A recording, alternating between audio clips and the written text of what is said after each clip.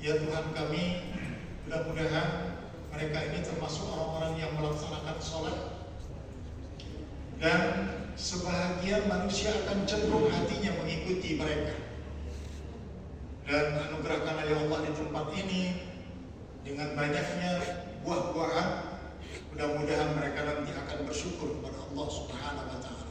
Al-Quran Surah Ibrahim ayat 37.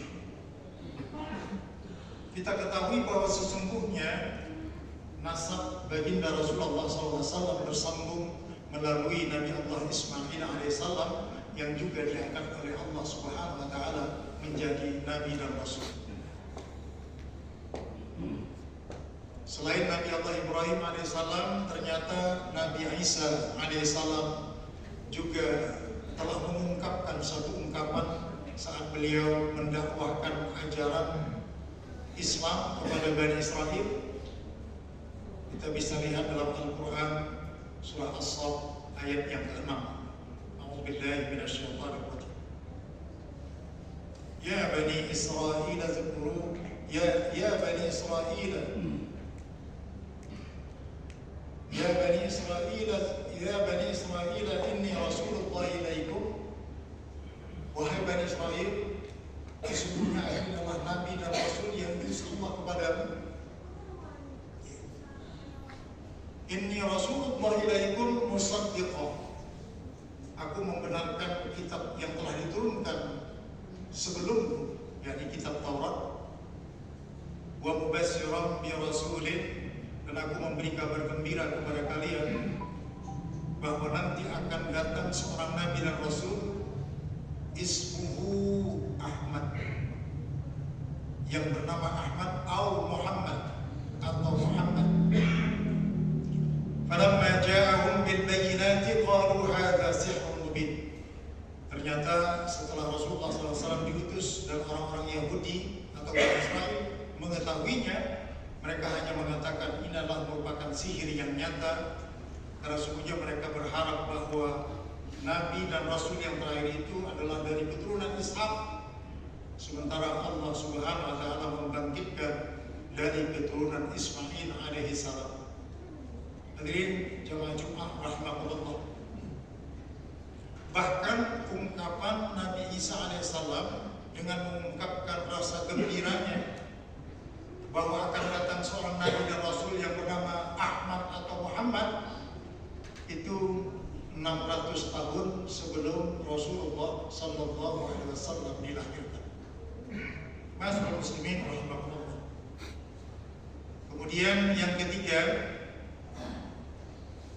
jangankan kita manusia, ternyata Allah dan para malaikatnya mengungkapkan salawat dan salam kepada baginda Rasulullah Sallallahu Alaihi Wasallam. Salah satu bentuk penghormatan, kekaguman dan kecintaan atas kehadiran beliau yang dicatat dalam Al-Quran surah Al-Ahzab ayat 56. A'udzubillahi minasyaitonir rajim. Inna Allah wa malaikatahu yusalluna 'alan nabi ya ayyuhalladzina amanu sallu 'alaihi wa sallimu taslima. Sesungguhnya Allah dan malaikat-malaikatnya telah bersalawat kepada para nabi, termasuk Nabi Muhammad sallallahu alaihi wasallam. Setelah itu Allah menyeru kepada kaum muslimin yang beriman kepada Allah Subhanahu wa Ta'ala. Ya ayyuhalladzina amanu, wahai orang-orang yang beriman, sallu alaihi, maka berselawatlah kamu kepada Nabi Muhammad sallallahu alaihi wasallam, wasallimu taslima, dengan salawat yang sempurna. Kita mengetahui ada dua lafaz salawat. Yang pertama, Allahumma shalli ala sayyidina Muhammad wa ala ali sayyidina Muhammad, yang simpel, yang singkat. Akan tetapi ada salawat yang sempurna yang menyebut nama Nabi Allah Ibrahim, karena memang nasab Nabi Muhammad SAW itu bersambung kepada Nabi Ibrahim melalui Nabi Ismail alaihissalam, dan itu wajib kita baca pada saat kita berada pada tasyahud akhir dengan mengungkapkan kalimat Nabi Allah Ibrahim alaihissalam. Bahkan sebenarnya menyebut nama Nabi Muhammad SAW itu ditempatkan sebagai syahadat yang kedua, sebagaimana syahadat yang kita baca sebagai bentuk formal bahwa seseorang tersebut telah diakui sebagai muslim. Asyhadu an la ilaha illallah, itu syahadat yang pertama. Belum sempurna keislaman dan tidak dapat diterima keislamannya sebelum menyertakan syahadat yang kedua. Wa asyhadu anna Muhammadan Rasulullah, atau dalam lafaz yang lain wa asyhadu anna Muhammadan abduhu wa rasuluh. Ma'asyiral muslimin jamaah Jumat rahimahullah.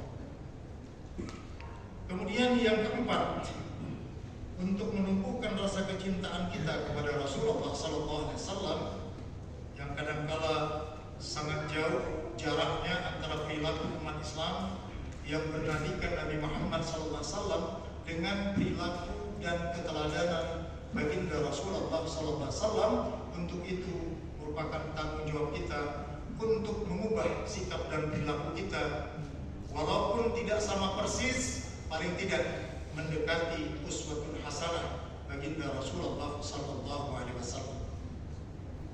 Argumen yang keempat adalah bahwa baginda Rasulullah SAW itu memiliki sifat-sifat yang santun, akhlak yang mulia, dapat merasakan penderitaan sahabat-sahabatnya sebagaimana dikatakan oleh Allah Subhanahu wa taala dalam Al-Qur'an surah At-Taubah ayat 128.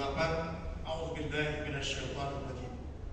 Laqad ja'akum rasulun min anfusikum azizun 'alaihi ma 'anittum harisun 'alaikum bil mu'minina raufur rahim. Insyaallah jika kaum muslimin memaknai secara cermat surah At-Taubah ayat 128 ini, tentu kita akan merasa malu atau paling tidak merasa tidak nyaman manakala sifat-sifat mulia Rasulullah SAW yang demikian sangat luar biasa sangat jauh berbeda dengan sifat-sifat yang kita praktikkan dalam kehidupan kita sehari-hari. Sungguh telah datang kepadamu seorang Rasul dari kaummu sendiri. Para ulama tafsir menafsirkan dari kaummu sendiri itu pengertiannya ada dua.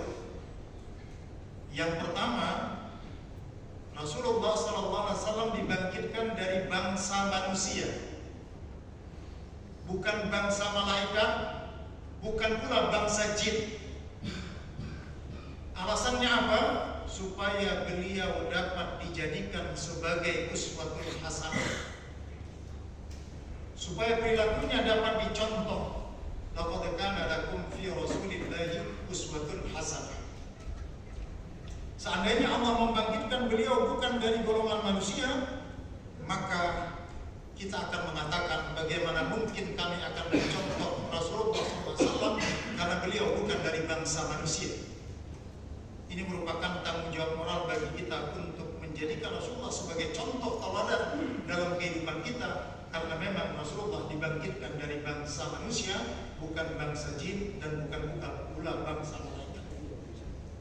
Kemudian pengertian yang kedua, min anfusikum, adalah dari bangsa Arab, dari suku Quraisy yang dibangkitkan untuk masyarakat Arab supaya jarak antara Rasulullah SAW dengan kehidupan mereka tidak terlalu jauh, sehingga harapannya mereka lah yang orang pertama mengikuti jejak sunnah Rasulullah SAW. Tapi faktanya sangat sedikit dari kaum Quraisy yang mengikuti jejak langkah Rasulullah SAW. Bahkan dicatat dalam sejarah mereka-mereka lah yang melakukan perlakuan yang sangat buruk kepada baginda Rasulullah SAW. Kita ingat nama Abu Jahal, Abu Lahab, Abu Sufyan adalah orang-orang yang paling bertanggung jawab di akhirat, karena mereka lah yang melakukan penganiayaan dan penyiksaan kepada baginda Rasulullah SAW.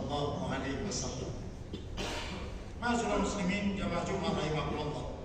Cukup kiranya 4 data-data dan fakta berdasarkan ayat-ayat suci Al-Quran untuk menumbuhkan rasa cinta dan kekaguman kita kepada baginda Rasulullah SAW. Untuk konkretnya, Apa yang harus kita lakukan?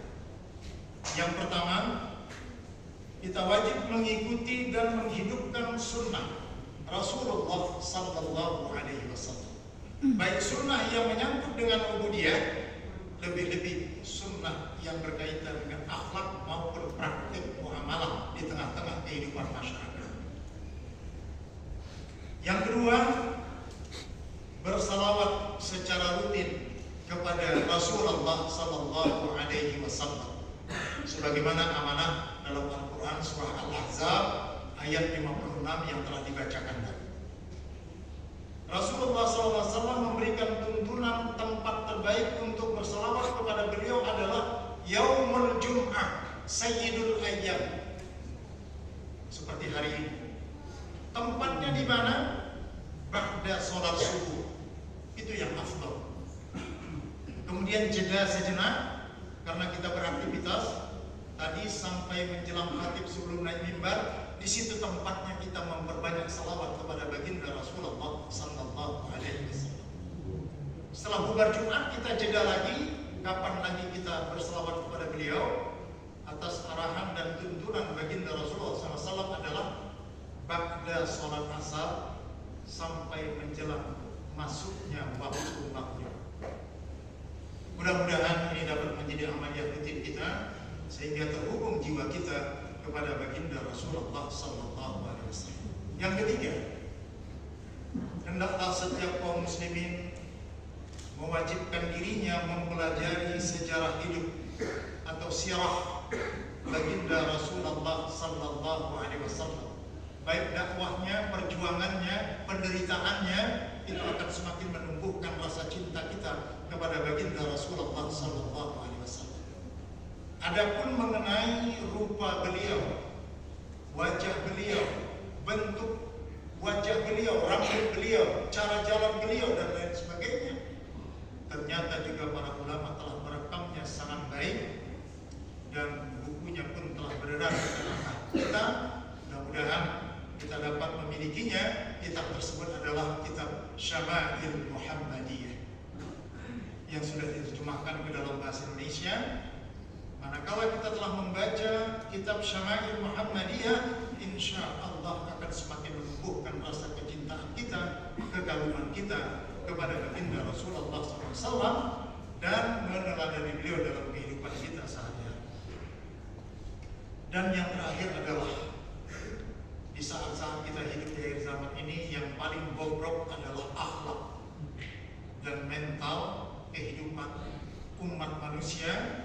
Tidak ketinggalan kaum muslimin pun terkoreksi ya perilaku-perilaku yang kurang baik. Maka kewajiban kita adalah yang terakhir, meneladani akhlak dan perilaku Rasulullah Sallallahu Alaihi Wasallam dalam kehidupan kita sehari-hari. Masyaallah muslimin rahimahullah, mudah-mudahan dengan hal ini sedikit menyadarkan kita dan menumbuhkan kecintaan kita kepada baginda Rasulullah Sallallahu Alaihi Wasallam sebagai uswatun hasanah dalam kehidupan kita. Barakallahu li wa lakum fil Qur'anil azim wa nafa'ani wa iyyakum bima fihi min al-ayati wa dhikril hakim wa taqabbala minni wa minkum tilawatahu innahu was-sami'ul 'alim. Aqulu qawli hadha wa astaghfirullah li wa lakum wa lisairil muslimina wal muslimat wal mu'minina wal mu'minat fastaghfiruhu innahu wal ghafurur rahim. Allah